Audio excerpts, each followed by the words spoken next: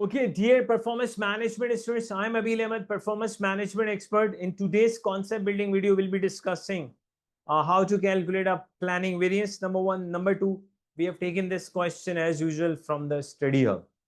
Let's begin the question. What is the adverse material planning price variance? Adverse material planning variance. Now listen, students. The very adverse, when do we have material price planning variance adverse? When the revised standard price per kg is going to be more than the original standard price per kg. Repeat. When your revised standard material cost is going to be more than the original standard price, then obviously you will be having an adverse planning variance. Let's read the question. Dutch company plans to produce 3,000 units of product H. Each unit is budgeted to use 5 kg of materials. Okay. Dutch company normal supplier charges $4 per kg, but is unable to supply the material needed for the planned production for product H. Instead of Dutch company uses an alternative supplier. Good move. That charges 10% more per kg. So initially it was $4, now it is $4.4. Okay. Dutch company purchases 15,500 kgs material from alternative supplier for 3,000 units, and that is the actual cost. Now, how we will calculate adverse material planning price variance? Very simple.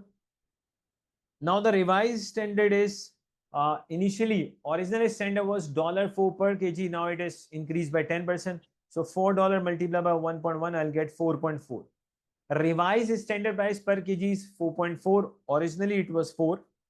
So we'll take actual quantity, which is 15,500, into original standard price per kg, which is $4, minus the revised standard price per kg, which is 4.4. Obviously the revised standard price is more than the original standard price, so difference is your adverse variance, because now the revised cost is more than the original. Students, I am getting 6,200. Difference of the bracket is going to be 0.4. 0.4 multiplied by 15,500, you will get 6,200 adverse. So it is not A, it is not B, it is not C. It is D.